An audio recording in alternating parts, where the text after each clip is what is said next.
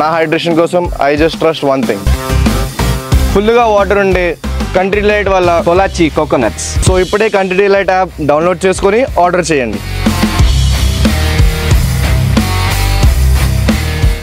Make America great again అని మొదలుపెట్టిన Trump హయాంలో డాలర్ విలువ రోజు రోజుకు ఎందుకు పడిపోతుంది? నేను చాలా వివరంగా కూడా చెప్పాను. ట్రంప్ అధికారంలోకి వచ్చినప్పుడు డాలర్ ఇండెక్స్ 109 పైన ఉంటే పాయింట్స్ ఇప్పుడు 99 పాయింట్స్కి పడిపోయింది అని. డాలర్ విలువ తగ్గించడంలో ట్రంప్ లక్ష్యం ఏమైనా ఉందా? కుట్ర అని వాడడం లేదు. ట్రంప్ లక్ష్యం, ట్రంప్ కావాలనే డాలర్ విలువను తగ్గిస్తున్నాడా అంటే నిజమే అనేది చాలామంది ఎక్స్పర్ట్ చెప్పే ఆన్సర్. మరి ట్రంప్ ఎందుకు డాలర్ విలువ తగ్గిస్తాడు?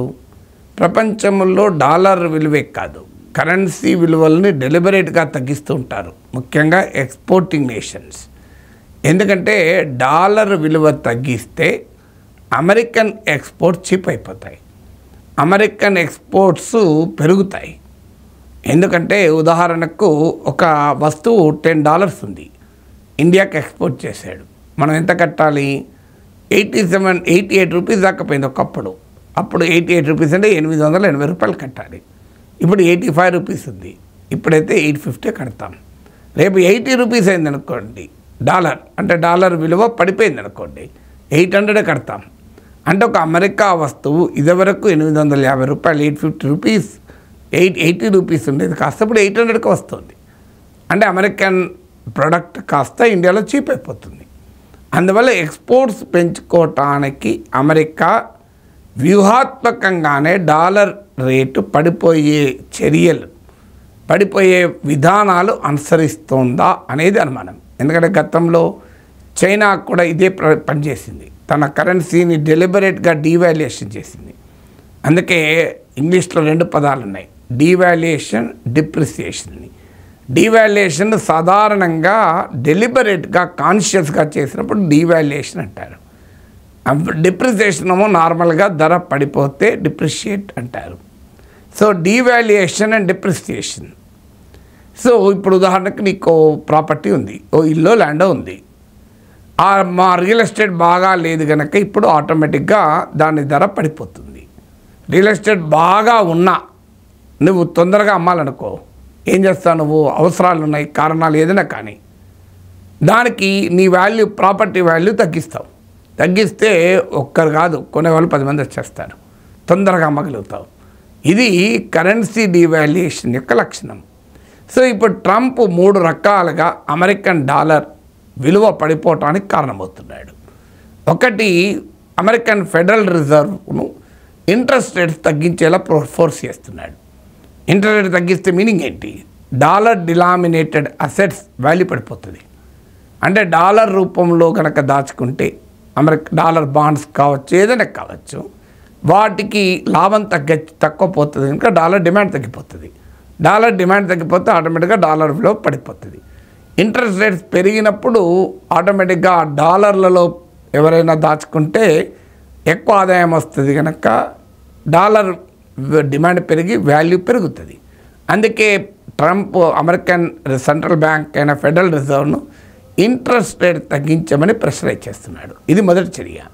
రెండవ చర్య మీడియాలో కూడా వచ్చింది ఏంటంటే, ట్రంప్ ప్రభుత్వము కాన్షియస్గానే డాలర్లను మార్కెట్లో రిలీజ్ చేసి డాలర్ విలువను తగ్గించడానికి దోహదం చేయమని ఒక విధానపరమైన నిర్ణయం తీసుకుంది. దీన్నే మానిటరీ పాలసీ అంటే డెలిబరేట్గా తన దగ్గర ఉన్నటువంటి డాలర్లను సప్లై పెంచడం. డాలర్లను సప్లై పెంచితే ఆటోమేటిక్గా డిమాండ్ సప్లై మిస్ మ్యాచ్ వల్ల డాలర్ విలువ పడిపోతుంది. సో అదొక పద్ధతి. సో మీకు భారత ప్రభుత్వం రిజర్వ్ బ్యాంక్ కూడా డాలర్ విలువ పెరిగినప్పుడు ఏం చేస్తుంది, తన దగ్గరున్న డాలర్ విలువ పెరిగి రూపాయి విలువ పతనమైనప్పుడు రిజర్వ్ బ్యాంక్ తన దగ్గరున్న ఫారిన్ ఎక్స్చేంజ్ రిజర్వ్స్ నుంచి డాలర్లు కాస్త రిలీజ్ అమ్మేస్తుంది. ఆటోమేటిక్గా డాలర్ల సప్లై పెరిగి డాలర్ వాల్యూ పడిపోతుంది, అంటే రూపాయి విలువ పెరుగుతుంది.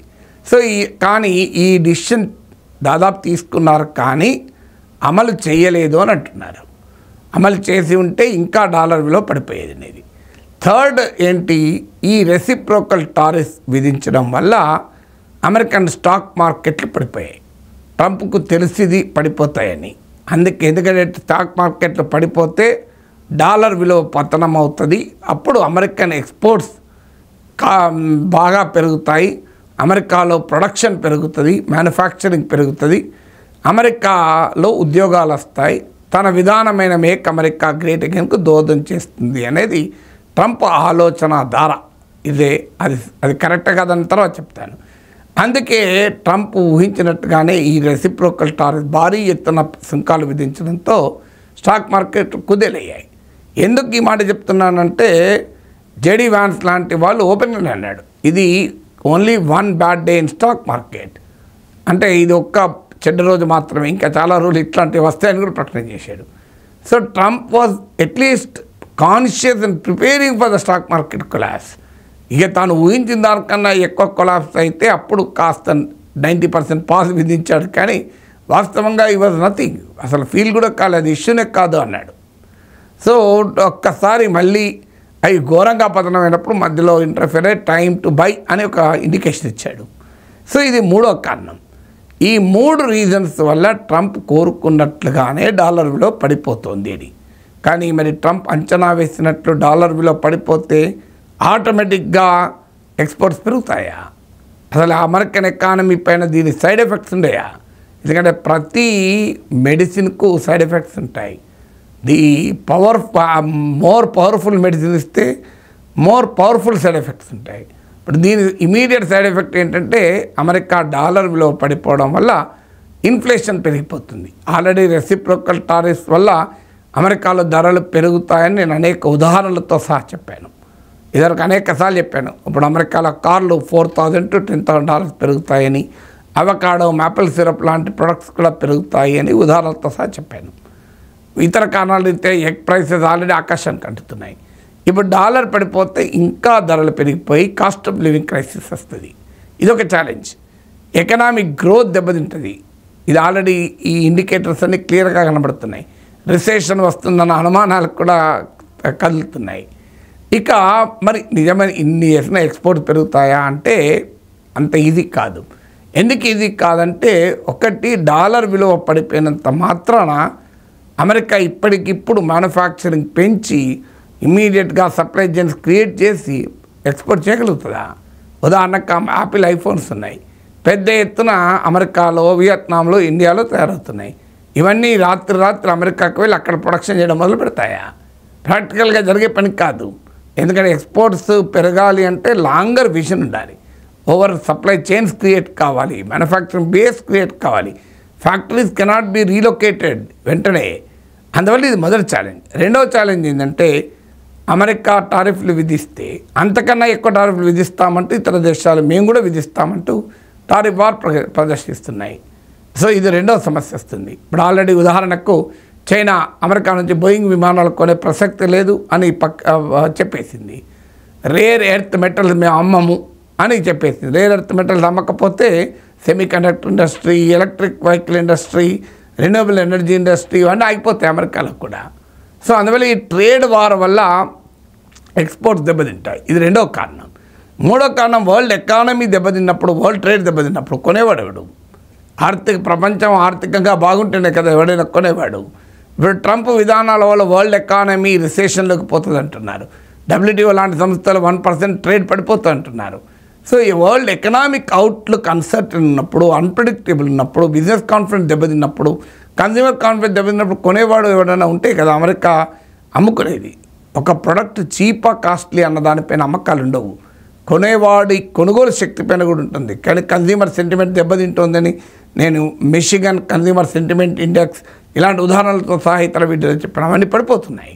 ఇది మూడో ప్రాబ్లం. నాలుగో ప్రాబ్లం ఏంటంటే ఈ విద్య ఒక అమెరికాకే తెలుసా? ఎందుకంటే అమెరికా గతంలో కూడా 1985లో ప్లాజా అకార్డ్ అని ఒక ఒప్పందం చేసుకుంది. G5 నేషన్స్ అని అమెరికా, ఫ్రాన్స్, జర్మనీ, జపాన్, యూకేలు కలిసి డెలిబరేట్గా డాలర్ను డీవాల్యూ చేశారు. అప్పుడు ఆ దేశాల ట్రేడ్ డెఫిసిట్లను తగ్గించడానికి. సో ఇలాంటివి గతంలో కూడా ప్రయోగాలు చేశారు. ప్లాజా అకార్డ్ ఇందుకు ఉదాహరణ. కానీ ఫండమెంటల్ క్వశ్చన్ ఏంటంటే ఇప్పుడు నేను చెప్పిన ఈ కారణాల రీత్యా ఒక్క అమెరికాకి విద్య ఉంటుందా? గతంలో చైనా ఎన్నోసార్లు చేసింది ఈ పని. ఎందుకంటే ఎక్స్పోర్ట్ డ్రివెన్ ఎకానమీస్ అందరూ ఈ పనులు చేస్తూ ఉంటారు. సో ఇప్పుడు అమెరికా కనుక ఇలాగే డాలర్ వాల్యూ ఇంకా తగ్గించుకొని పోతే చైనా వాడు యువాన్ తగ్గించుకుంటాడు, రష్యా వాడు రూబుల్ తగ్గించుకుంటాడు. సో అందరూ కరెన్సీ, దీన్నే కాంపిటిటివ్ కరెన్సీ డివాల్యుయేషన్ అంటారు, దాన్నే కరెన్సీ వార్ అంటారు. ట్రేడ్ వార్ కన్నా భయంకరమైన ప్రభావం ఈ కరెన్సీ వార్ చూపుతుంది. సో అందువల్ల ఈ కరెన్సీ వార్ అంటూ జరిగితే మరి అమెరికా ఎక్స్పోర్ట్స్ ఎలా పెరుగుతాయి? అన్నిటికీ మించి ఐదవది ఏంటంటే అసలు డాలర్ మీద లాంగ్ టర్మ్ కాన్ఫిడెన్స్ దెబ్బతింటుంది. సో ఇప్పటికే డాలర్ను వెపన్గా వాడుకొని యుద్ధాలప్పుడు ఆంక్షలు విధించినప్పుడు ఇబ్బందులు పెడుతున్నారు. రష్యా పైన ఆంక్షలు విధించినప్పుడు డాలర్ పేమెంట్ సెటిల్మెంట్ రష్యాను సస్పెండ్ చేశారు. అందుకే రష్యా వచ్చి బ్రిక్స్ మీటింగ్లో మనం ఆల్టర్నేట్ కరెన్సీ చూసుకోవాలి అని చెప్పాడు. దానికి ట్రంప్ మీరు కనుక బ్రిక్స్ కరెన్సీ అంటే మీ సంగతి చెప్తానని చెప్పి బెదిరించాడు. కానీ ఏం చేస్తారు?